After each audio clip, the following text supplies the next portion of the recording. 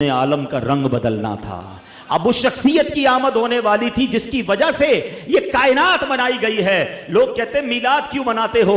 ارے جس کے لیے ساری کائنات بنائی گئی ہو، جو وجہ تخلیق کائنات ہو، رسول پاک وہ ہے، ہی از the reason of the all creation۔ اور یہ میں نہیں کہہ رہا، یہ رب فرما رہا ہے حدیث قدسی میں کہ اے محبوب اگر تمہیں نہ بناتا تو یہ کائنات ہی نہ بناتا، نہ یہ چاند بنتا، نہ سورج بنتا، نہ آسمان، نہ جنت، ارے نہ میں ہوتا نہ آپ ہوتے۔ جس کی وجہ سے میں اور آپ دنیا میں آئے ہیں، جب اس کی ولادت کی باری آ رہی ہے تو دیکھو دنیا کا رنگ کیسے بدلا جا رہا ہے، دنیا کو میسج کیا دیا جا رہا ہے۔ 55 دن پہلے پوری دنیا میں یہ شور مچ گیا کہ مکے میں ایک ایسا واقعہ ہوا ہے کہ اب کعبے والوں کو کوئی نہیں ہرا سکتا، اب کعبے کا رکھوالا آنے والا ہے، اب کعبے کو عزت دینے والا آ رہا ہے، کعبے سے بت نکال کر اس کے طواف کو تقدس کے ساتھ جاری کرنے والا آ رہا ہے۔ شاعر کہتے ہیں نا، آئی نئی حکومت سکہ نیا چلے گا، آئی نئی حکومت سکہ نیا چلے گا، عالم نے رنگ بدلا، صبح شب ولادت مبارک ہو، وہ شاہ پردے سے باہر ہونے والا ہے، گدائی کو زمانہ جس کے در پر آنے والا ہے۔ اللہ اکبر۔ یہ واقعہ نبی پاک کی ولادت سے 55 دن پہلے ہوتا ہے، اور پھر 12 ربیع الاول کا وہ مبارک دن تشریف لاتا ہے کہ جب نبی آپ پاک علیہ السلام صبح صادق کے وقت پیر کا دن ہوتا ہے اور اس دنیا میں مکہ پاک میں تشریف لاتے ہیں۔ ہر طرف خوشی کا سما ہے، نور کی برسات ہے۔ بی بی آمنہ فرماتی ہیں جب ولادت کا وقت تھا میرے جسم سے ایسا نور بلند ہوا جس میں نے دوسرے ملکوں کے محلات کو دیکھ لیا۔ فرماتی ہے میں نے دیکھا کہ ایک مشرق میں جھنڈا لگایا گیا، ایک مغرب میں جھنڈا لگایا گیا، ایک کعبے کی چھت پر جھنڈا لگایا گیا، اور اس کے بعد نبی پاک کی ولادت ہوتی ہے۔ اللہ اکبر۔ میرے آقا کی ولادت کے وقت جھنڈا لگانا یہ فرشتوں کا طریقہ ہے، تو اے جھنڈے لگانے والوں تمہیں مبارک ہو۔ اب آگے چلیے، میرے آقا کے بچپن کا ایک واقعہ پھر میں بیان کو اختتام کرتا ہوں۔ ویسے تو میرے آقا کی ہر ادا نرالی ہے، اللہ اللہ وہ بچپنے کی پھبن، اللہ اللہ وہ بچپنے کی پھبن، اس خدا بھاتی صورت پہ لاکھوں سلام۔ نبی پاک کی ہر ادا نرالی۔ عام بچوں کی طرح بہت سارے معاملات آپ کے ساتھ نہیں تھے، آپ ختنہ شدہ، ناف کٹی ہوئی، ناف کاٹنی پڑتی ہے جب بچہ پیدا ہوتا ہے، ناف بریدہ ہیں، ختنہ شدہ ہیں، خوشبوؤں میں مہکے ہوئے، غسل کیے ہوئے میرے آقا دنیا میں تشریف لاتے ہیں، اور جیسے ہی دنیا میں آتے ہیں میرے آقا سجدے میں چلے جاتے ہیں۔ زبان مبارک سے رب حبلی امتی کی صدائیں ہیں، صلاۃ و سلام میں پڑھتے ہو نا، رب حبلی امتی کہتے ہوئے پیدا ہوئے، حق نے فرمایا کہ بخشا الصلاۃ والسلام۔ تو کیسے آقا ہیں کہ جو آتے ہی امت کو یاد کر رہے ہیں، سبحان اللہ۔ اب عرب کے لوگوں میں یہ دستور تھا کہ جب بچے چھوٹے ہوتے تھے تو وہ ان کو دودھ پلانے کے لیے ذرا دیہاتوں میں بھیج دیتے تھے۔ اس کی دو وجوہات تھیں، ایک تو ان کی آب و ہوا اچھی ہوتی تھی، صحت اچھی ہو جائے، دوسرا عرب کے لوگوں کو اپنی عربی زبان سے بڑا پیار ہوتا تھا۔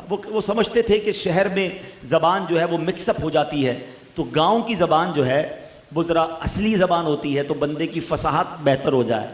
تو بی بی حلیمہ سعدیہ ایک ایسی دائی ہے، اب دیکھیں کہ کمال دیکھو کہ اس زمانے میں اس وقت اس سال بہت ساری دائیاں مکے آئیں اور بڑے بڑے رئیسوں کے بچے لے کر گئیں، ہمیں کسی کا نام یاد نہیں ہے، مگر ایک ایسی دائی جو آئی تو دودھ پلانے تھی، غریب خاندان سے تعلق رکھتی تھی، خدمت نبی پاک کی 1450 سال ہو گئے۔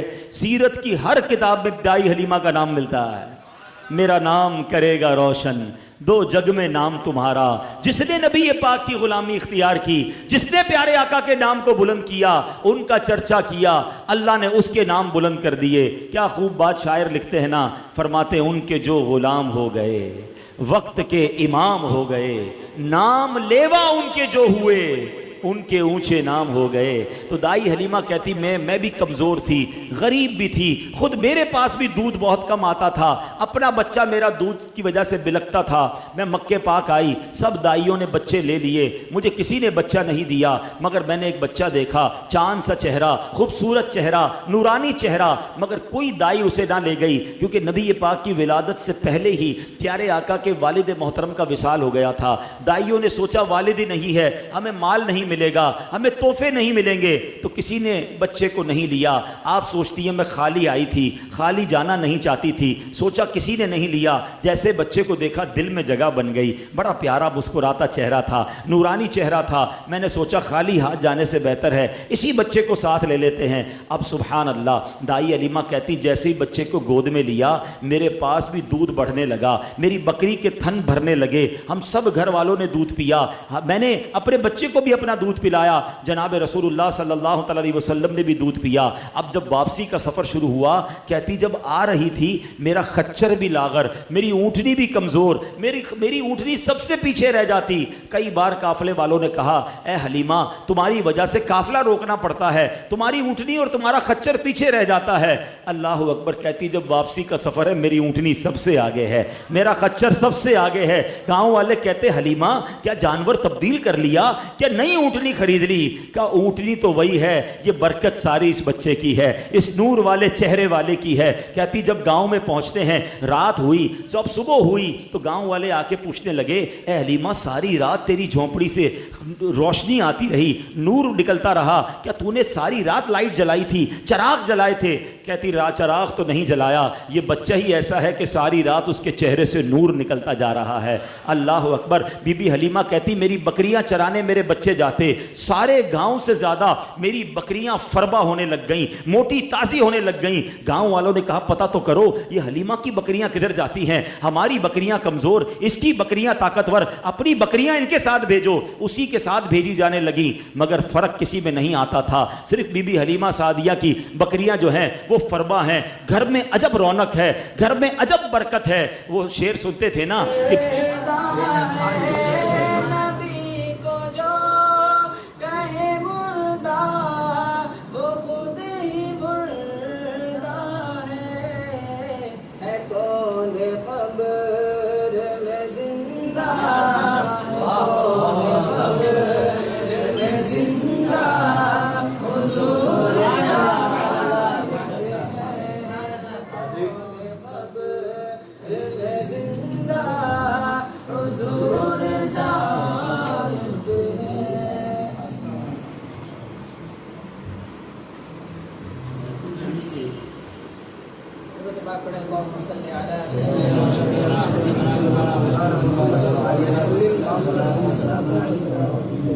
کلام الامام امام الکلام کے چند اشعار پیش کرنا سماعت فرمائیں.